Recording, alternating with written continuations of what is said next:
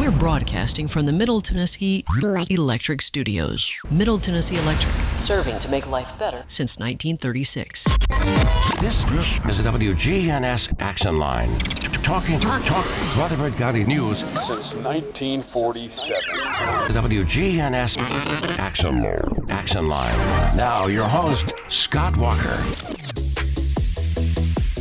Joining us in studio this morning from Murfreesboro Fire and Rescue, we have Chief Mark McCluskey. And what's new? What's happening? Oh, just staying busy. We just got finished up with our budget here, got it turned into the city manager, and just day-to-day things, operations going on, staying busy. Budget year. Oh, just staying busy. We just got finished up with our budget here, got it turned into the city manager, and just day-to-day things, operations going on, staying busy. Budget year. You guys, I guess, have to put together your individual budget for the entire department and then present that to what, city council? We present it to the city manager, then the city manager takes it as a whole from all departments to the council and presents it. Then I believe it's maybe the 20th of this month, 23rd, somewhere right in there, we start our first reading on it. So it's coming up soon. Is their budget slightly different from station to station? Well, the way we do, we just kind of break it down from a big overview of the whole department, and it goes down to each station. Yes, we check with each station and crews to see what they may need, what's going on in their station. Let's put it in the budget, something that needs to be fixed. Some stations may have something major going on, which we keep an eye on that. And some stations may have something kind of small that they want to do that needs to be budgeted. Then we put that together, and we try to stay within means, not spend just to be spending it. But then we put our budget together, and of course it consists of our salaries, of running, what it's going to cost to operate our department, just the equipment we're going to need, the supplies that we're going to need. And if there's other stuff like far as training or technology we may need, we may try to put it in the budget. Sometimes we may get it and sometimes we may not. But usually the council is pretty good in getting us what we need. One of the questions we had texted in earlier during good old swap and shop, I mentioned you were coming on the air this morning, and I said, let me go back and find it. It said, ask Chief McCluskey about gas and diesel prices, because where they are right now, it's hitting an all-time high. How does this impact Murfreesboro Fire Rescue and their budget in a noticeable way, or is it just a headache for individuals? Well, our fuel each year is, I'm pretty sure it falls under the fleet department. They bid that fuel out, and we get a certain price for the whole year on what we may use. Now, I do think there's something in the contract, if it goes up like it has right now, it may bump up. But when fuel does go up like this, we try to take out any unnecessary running around town doing something. Maybe, just if you're out, maybe do the things you need to do and not make a special trip, but try to cut back on fuel cost by doing that. I was looking at diesel prices this morning, and man, I don't remember them being this high in Murphy. $5.22 a gallon is what they're looking at right now. But then, I don't know, I guess when I think back, I do remember the $5 range for diesel not too long ago. Yeah, it's been a few years ago, but yeah, I do remember it at that time. My brother was in business that time, and he had several diesel trucks, and I never will forget, he's like, my diesel prices or cost went up $14,000 this month, just in extra fuel. Man. But yeah, you take up, our trucks on average probably only get around 3 or 4 miles a gallon the way we drive. Short and quick. They don't get very good gas mileage. I remember I've had 2 or 3 diesel trucks over the years, and they do cost, at least they cost me less over the years I had them, just because it seemed like the engines were built to last a lot longer. Yeah, I had a friend of mine had an old diesel truck years ago, and it had 300,000 or 400,000 miles on it. When I was younger, fuel was half the price of what gas was. Yeah. And it was kind of made, the diesels were made for a working truck. You didn't see them in a little passenger car or anything like that. Nowadays you do.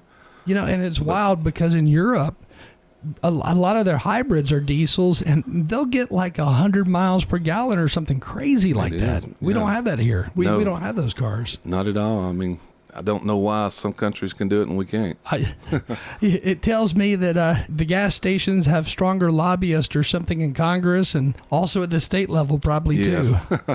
But man, yeah, when you look at diesel, there is a lot of technology that allows them, when you combine it with recharging and batteries and all that, you can go a lot further. Yeah, and you always see conspiracies. Somebody's got a car that runs on water or something like that, and the gas company buys them up. I don't know that I ever believe those when I hear them. But anyway, you went to a conference recently that I guess gave you a front row seat to kind of see some of the technology out there that is being offered to fire departments around the country. Yes, myself and a few other the firemen, we went up to FDIC. It's in, I'm sorry, I lost my train of thought here, where the Colts play, Indianapolis Colts. It's in Indianapolis. Part of it's in their stadium, and there's a big conference center right next to it. It's one of the largest conferences there is in North America for firemen. I think there was roughly about 640 vendors there, all selling different stuff. Hundreds of classes being put on each day, some of them classroom, a lot of hands-on, all kinds of new equipment. It was about a week long, a very good conference. That's about, what, 5 hours from here or so? It is, about a 5-hour drive. We drove up and stayed. It was just, it's a good experience. If a fireman has never been to that, it's like going to the Super Bowl of conferences. It's one of the largest, and all the stuff you see, it's unbelievable. And being so close to Chicago, I bet you have a lot of Chicago folks there too. Yes, well, they come from all over the world. That's what's really neat. We met some firemen from different countries. Really? Australia, yes. There's right at roughly 40,000 firemen in town for that. Man. A lot of people. Coming all the way from Australia. So folks in other countries, they'll buy from a lot of the same companies I guess you buy from. Yeah, I think there was some, I'm trying to think all the countries we met firefighters from, but I do remember Australia. There was some from South Africa, all kinds of places. In those countries, do they typically handle fires and also emergency calls the same way that we do for the most part here? For the most part, but sometimes, just like out in California, they have a lot of wildland fires that we don't have here. They have different types of fires in their area like that, but as a whole, the firefighting is pretty much the same. So they're responding to auto accidents as well. Yes, correct. And as far as the number of calls, over the last 30 days or so, actual fire calls have been down somewhat, right? Yeah, we still pretty much have the same amount of runs going on, with their medical calls and everything, but it seems like our fire calls have been down, actual fires themselves. 2 or 3 weeks ago, we were pretty busy with fires, but it's kind of settled down here, it seems like. And I probably jinxed everybody by saying that today. That's one thing you don't say around the fire hall, that it's slow today. They'll probably go sky high now. But it's funny, when gas prices go up, you can really tell a noticeable difference on the roadways. I mean, it seems like there's less drivers out. I think you can. People may be carpooling or finding a different alternative, or if they can stay at home, they're staying home and working from home. But yeah, it does make a difference. And then, of course, we have summer coming up. And so with the season change, now that's a different story. You often get a lot more people, I guess, out doing things outdoors. You do. Just everybody wants to be out when it's nice. And, kids will be out of school here pretty soon. Yeah. So, and people will start traveling. When it comes to firemen and firefighters, have you got enough right now, or is there another hiring that's going to be taking place soon, or do you have new recruits coming in? How do you handle that? We do. We can operate with the size of our department about 10 personnel down. It doesn't affect us too much. So we like to have at least 10 people that need to be hired before we do a hiring group, in which we just did that. The applications ended just past Friday. We had right at 400 people put in for a firefighter's position here in Murfreesboro. Man.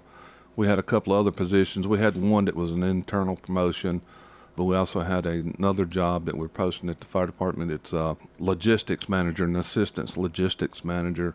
I had over 200 people put in for it. That makes me feel good because, this many people put in for a job at the fire department. It looks like, people want to work here, and that makes me feel good, because when things were kind of bad a few years ago and we've changed a few things in our pay and our benefits and stuff, sometimes we would do good to get enough applications just to cover the amount of people we're hiring. So it's a good thing. You can really tell a difference when you make even minor adjustments to pay, to benefits and stuff like that. But you can tell a difference in the number of people who fill out an application. Exactly, you can. One of the questions that we just had texted in, it says, quick question, what does it actually cost to recruit, hire, and fully train new firefighters in Murfreesboro these days? Well, I know some figures on that from a couple of years ago.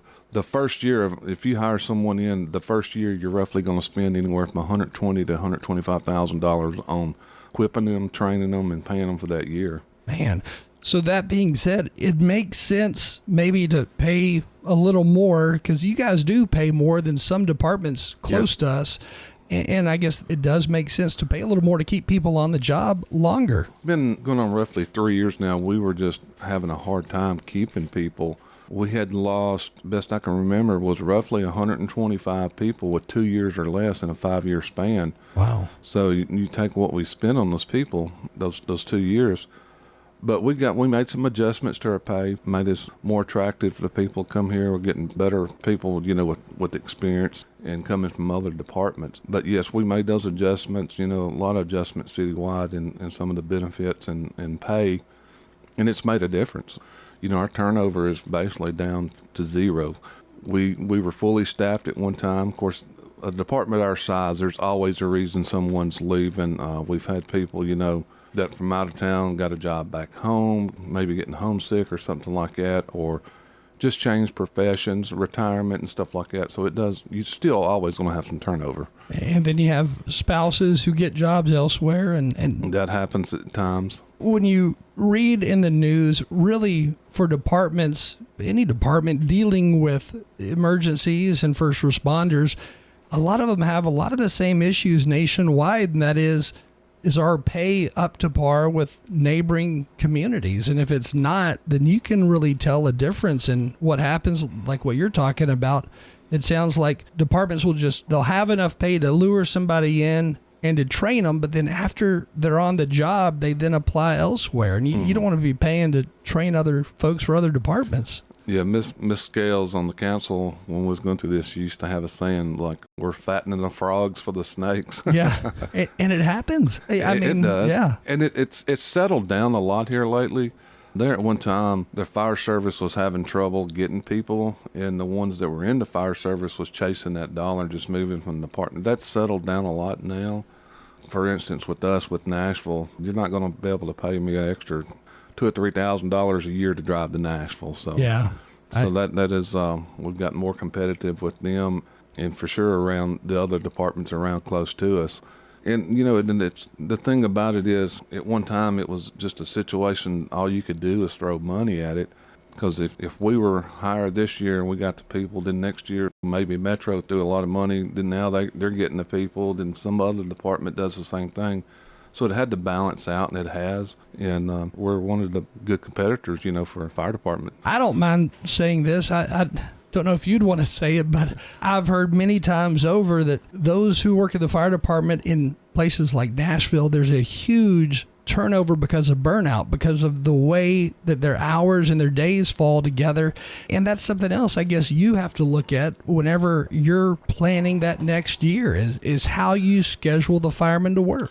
Yeah, we have a set schedule, and we do see some burnout sometimes, and sometimes you can recognize it, sometimes you can't, and we have a means in place to help those people. We have a health and fitness program that's really going strong to support these men and women of our department. And that's a fairly new program that you really made robust, I guess, just a year or so ago? Yes, and it's always been there just a little ways, maybe not as good as it is now, for sure.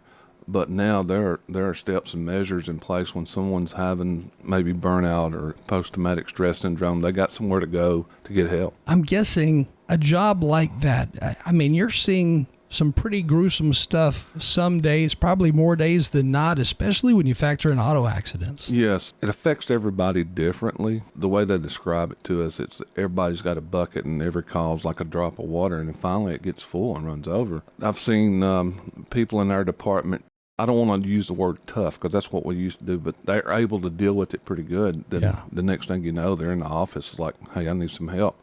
You just never know when it's going to hit you. Me, myself, I got what we call faces. Sometimes they come out, and I see it. It makes me think about that. I don't have much of an issue, but to me, it is really an issue that it's still coming up to my memory sometimes. Sure. Can you make just small adjustments? Like, for example, if one station sees a lot more fatal accidents versus another station on the other side of town, can you make adjustments like that? Or do we have a difference in the number of fatalities on one side of town versus the other? I don't have the statistics, but just knowing what I know by the calls, you cannot say this side of town is going to have a more gruesome car wreck or whatever it may be. And the thing about it too, it don't necessarily have to be that. It could be a small child. I've seen this before in my career. Something happened to a small child that didn't seem a big deal to me, but my firefighter right next to me, it was a big deal for him because he's got a new child at home. Yeah. I've seen situations like that. So you can't really pinpoint what's going to happen and where it's going to happen and how it's going to affect everybody. And then you always hear those stories that happen during the summer, and that is somebody leaves a child, maybe a newborn, in a car while they go into a store for whatever reason. And of course, there's no excuse for it, bottom line, but do we sometimes see deaths involving children like that here? It's been a while, and I don't recall a death, but I have seen some very sick kids due to that. But it hasn't seemed to be a big problem here. Like, there's been a lot of attention brought to that. Yeah. People nowadays, to where they used not, if they see it, they'll start busting out a window instead of trying to call first. It's because they know the dangers of it, because there's commercials about it, leaving your kids and your pets in the car like that. In fact, I think lawmakers in Tennessee just a few years back, they even passed a law that says no charges or whatever will be brought against the person who breaks out that window to get to that child. Yes, I can remember when I was a kid, things are a lot different, but your parents may leave you out in the car, but the windows are rolled down. It's like, I've got to run in here and grab a loaf of bread. Y'all boys stay in the car. But leaving a newborn in the car with the windows rolled up, that's just, it's even cruel. It is. And even if you left the windows down, you don't need to be leaving a newborn in the car. It don't take very long at all on a good sunny day. The temperature, when it starts to get up around 80 or so, roll the windows up in the car, it's going to get extremely hot inside the car. Yeah. Like leaving, let's say, a 6 and a 8-year-old kid in the car versus a newborn. There's a huge difference there. Huge difference, I mean, a 6-year-old, 8-year-old, 10-year-old, they're smart enough to open the door if it starts getting too hot. I'm not saying you should do that either. No, not at all. But the point is, man, leaving a newborn buckled in to a seat in a car where the temperature is just rising inside that car is crazy. Yeah, and I have on some of these things, police officers will arrest the parents. They should. I can remember one time, the lady said, I was only in there for 1 minute and I'm right back out. I had to drop something off, but we'd already been on the scene 3 or 4 minutes. Yeah. So people just don't keep up with the time when they think they're going to run in. Somebody says something to them, next thing you know, you've been in there 10 minutes, and that's too long to leave them. I hate to say it, but I think I'd be one of those. If I saw that, I've never actually stumbled upon where somebody left a baby in the car. Yeah. I think I'd break the window out first, yes. Just before I do anything. Because first of all, when you pull up, you don't know how long they've truly been sitting in that car by themselves. That is true. Speaking of that, we have a lot of people, sure it's because of cell phones nowadays, but the husband may be sitting out in the parking lot while the wife goes in and does 15, 20 minutes worth of shopping. That'd be me. And people call in all the time, and it's like, my wife's in there shopping, I'm taking a nap, because they think something's wrong with them. I actually saw something on social media. It's like, my wife's shopping, I'm fine, and had a sign on his window. I thought it was a pretty good idea. It's a good time to take a little nap, you know? It makes sense. I get it. you never really know what people's reasons are behind stuff, but I think what you're saying, it does make sense. People panic, bottom line, when they see a car running or not running with somebody in there who looks like they're asleep, because you assume they're dead or something. Yes, and we have it in other situations too. Somebody may be kicked back under a shade tree taking a nap, and next thing you know, 911 call comes in. That we get several of those sometimes, and it ended up being somebody just taking a nap, or it has been times where people were sick too. So yeah, when you come across those situations where it is somebody just taking a nap, what is the person? Do they laugh about it? What do they say? Yeah, they usually are kind of offensive, like, well, who would call on me? I'm sitting here just taking a nap, and we just tell them, hey, it's not a big deal. We just want to check on you, make sure you're okay. That's funny. Then we leave them alone. So. Another question that was texted in, it's asking, what's one piece of equipment on a fire truck today that's dramatically different than what you had 10 or 20 years ago?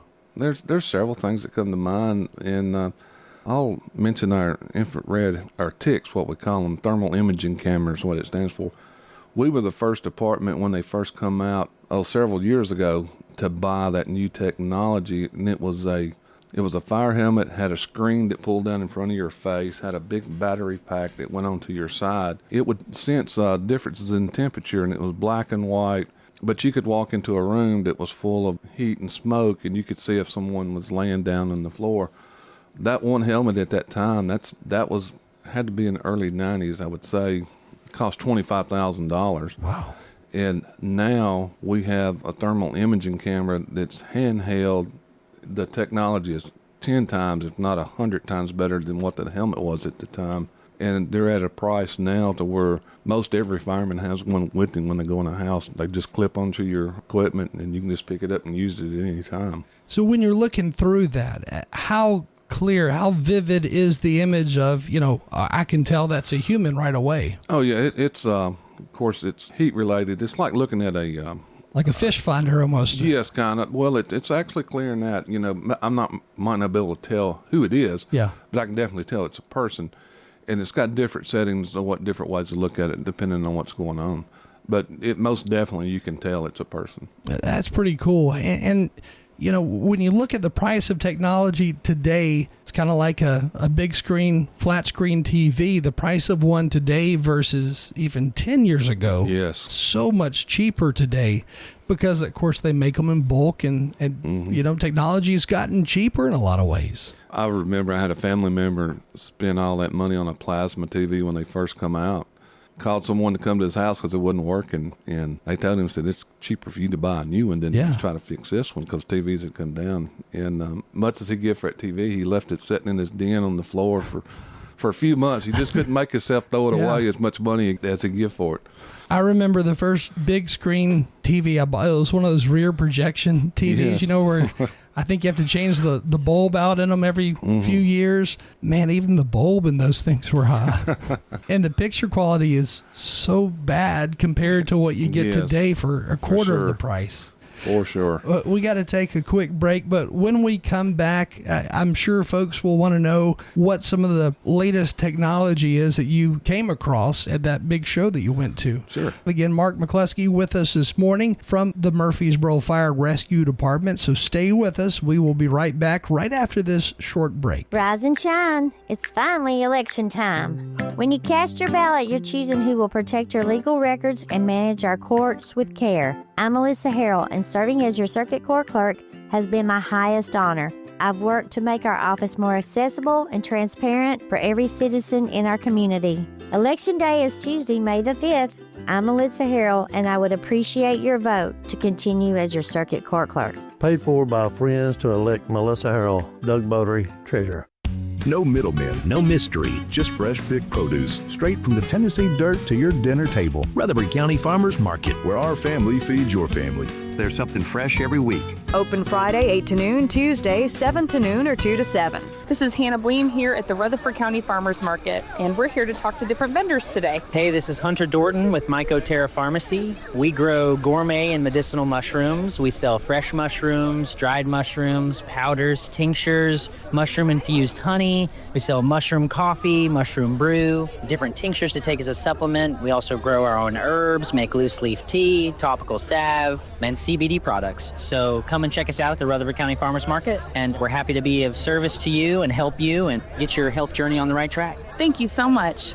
Hello, this is Mike Vaughn of Vaughn's Bermuda Farm, and we come to the farmers market and we sell 100% grass-fed Angus beef, no grains, steroids, antibiotics, and we sell 100% grass-fed Angus beef, and we look forward to seeing you there. The Rutherford County Farmers Market open every Friday 8 to noon, Tuesdays either 7 to noon or 2 to 7. Hello, this is Emily Messier, and I am a resident at Adams Place Assisted Living. I didn't really consider it anyplace else. I knew this is where I wanted to come. So there's a variety of sizes of spaces available to be in. Get your name on the list early. This is Terry Deal. Call me at 615-904-9111. Adams Place on Memorial across from Walmart. Hi, this is Dan with Music World and Drummer's Den. Our prices are as good or better than the box stores. I don't think you'll do better by shopping online than you would by coming in. Something new we've just added to our repertoire is drum repairs. You can have drums cut, covered, rewrapped, new hardware. We will fix them, make them look like new again. I'd like to thank you for coming by to see us again at 2762 South Church, right across from the golf course. Music World and Drummer's Den. Thank you very much for being our customers.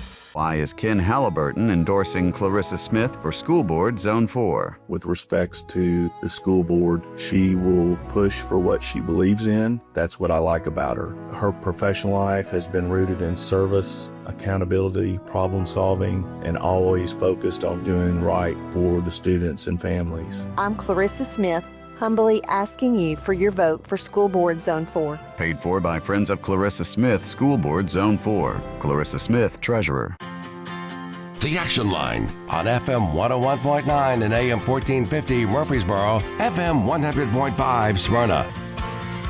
Chief Mark McCluskey is with us today from Murfreesboro Fire and Rescue and talking about just the variety of calls and things that have changed over the years within the fire department. But one of the things that you did recently, you were in Indianapolis. Yes. What new technology did you see there? You know, a lot of the stuff you see has been around for a long time, just making changes to it. But there's some things that are new. This conference here, there was a lot of AI stuff in our reporting systems, how AI's been part of it. A lot of AI stuff in a lot of the software that we use, you know, as far as dispatching and stuff like that. Everybody's trying to sell that stuff, and which is good stuff to have. But also a lot of new technology and training, as far as virtual training. Basically sit down in the chair and put a headset on and fight a fire. You know, I do remember one vendor had a couch with 2 love seats, and you would sit in those chairs like you're at the fire hall watching TV, and everybody had a headset on. I forget what you call those things you put on your face, but you see that. But they were fighting a fire together and doing different things. It's pretty neat technology. It's wild that virtual reality is so realistic these days. It is, you know, and I checked out some of it myself. Some of it was still little cartoonish looking, but a lot of it was real-like. A lot of new technology and training as far as sitting down in a classroom. Also, there was a lot of hands-on training, and a lot of that is same things, just trying new techniques. And some of our guys did some of that. They call it hot training.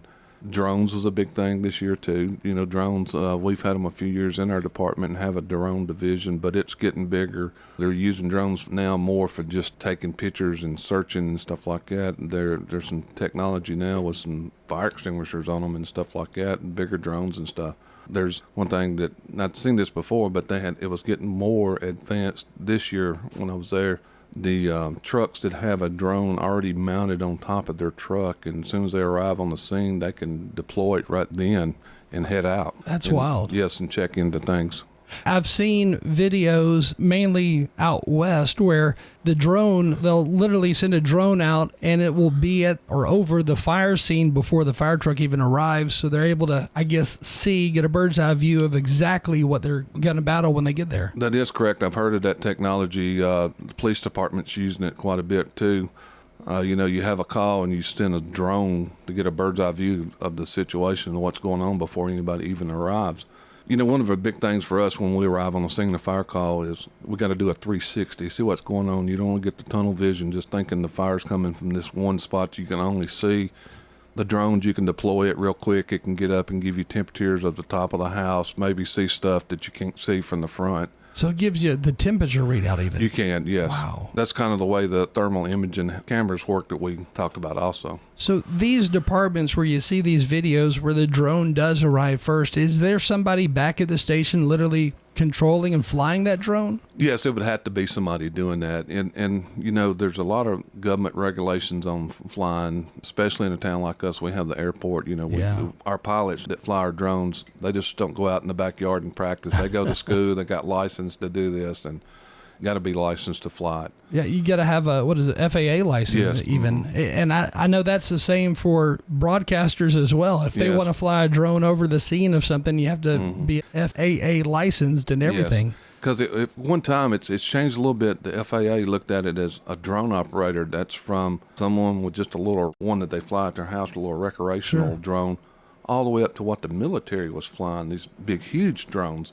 that had the bombs on them. Size of an airplane, yeah. Yes, and so everybody was classified under one thing, so it was pretty hard to get those licenses. Yeah. It's wild because the National Guard base that's moving from the Nashville area into Smyrna at the base there, you know, they've got drones that they control that are in California, but yet they control them here in Smyrna. Yes, we have someone that was in the Navy that works for us now. He works on our data stuff for the fire department, and that was his job when he was in the military. He was flying drones. That's wild. And he'd be sitting somewhere, maybe flying a drone out of country somewhere. 1,000 or more miles away. Yes. It's wild what you can do with technology today. It is. Kind of scary at times. It is. And that's just what we know about, too. Yeah, you're right. And, you know, when it comes to AI-related technology, I think a lot of it's great, but, man, when it comes to emergencies, I think I would be worried about using that AI technology for anything other than collecting data. I tell you what we use it a lot on right now is forming our reports to make sure it's consistent. You know, any kind of medical report, fire reports, binding, I don't want to say contract, but it could end up in court. What simplifies it for us is we can go in here and kind of check the boxes, what actually happened, and write our own stuff too. Then it writes the AI narrative. And of course, just like any AI, you need to read over it for sure. Yeah. But if you, just for quick example, say if you have a medical call and you do CPR or the patient's not breathing, and you check the box, the patient's not breathing, started CPR, and it's also, that AI will write that, you know, when arriving on scene, you know, just ever how it needs to be written, that we started CPR on this patient and, you know, breathing and chest compressions and stuff like that. Something new that some departments I've read about are starting to do, and this is probably more, I guess, on the ambulance side of things, but they're actually doing blood transfusions or starting blood transfusions on the scene of some accidents. I have heard of that a little bit. You know, it's, I don't understand because, you know, blood, it's like, I assume they're keeping it on their trucks, you know, and then I'm not sure about the shelf life on that, how it would work that well. You know, that's nothing that we're doing right now, so I hadn't really got that much information on it, but I have heard some stuff like that. It sounds a little scary, but I guess there's universal donor types out there that would work for most cases. Yes, and you know, out in the field, there's so many things that we're starting to be able, or I say start to be able, that we can do. Yeah. That, you know, years ago was not even thought about trying to do. Still, one of the most impressive is that Lucas device that provides the CPR compressions at the proper rate and everything and continues it. Yes, yes, we do have the Lucas devices on all of our frontline pieces of equipment. And when you're giving chest compressions on someone, they teach you 2 inches to 2.5 on the adult. Well, this device can pinpoint where it needs to be. It may be 2 1/4 inches, and that's what it's going to do. It figures all that out. It's a little computer that, you know, that gives chest compression. It doesn't get tired. It gives consistent compressions, which it's a big thing in giving CPR, being consistent. That's the reason you see, if you've ever seen CPR, a lot of times the person giving the compressions, they swap out pretty regular because it's a hard job to do. Sure.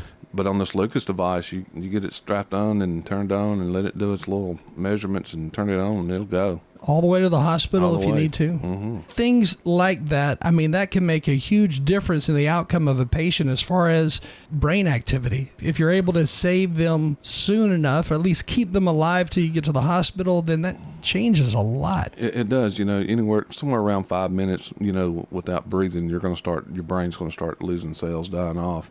In compressions, here's the thing about it, that'll get the blood flowing. Also, compressions will circulate a little air through you too, but you still need the breath too. Sure. But it's very important to get to it quick. And that outcome is major because you're talking about a life that you're going to continue to live with full brain capacity versus not having it. Exactly. So, I mean, man. I think y'all may have run a story not long ago from over here at True Value Hardware. One of the gentlemen in there had a heart attack. One of the employees, they did not have an AED in the building, but he thought of running to the next door, and he's doing well. That's great. It is. When technology saves lives like that with the proper person behind the technology, it makes all the difference in the world. All of it. Again, with us this morning, Fire Chief Mark McCluskey, and as always, we appreciate you joining us. Yes, enjoyed it. Hard to believe, already out of time. Oh, are we? It happens quick, doesn't it? It does. You're tuned to WGNS Murfreesboro, and local news comes your way next right here on your Good Neighbor station.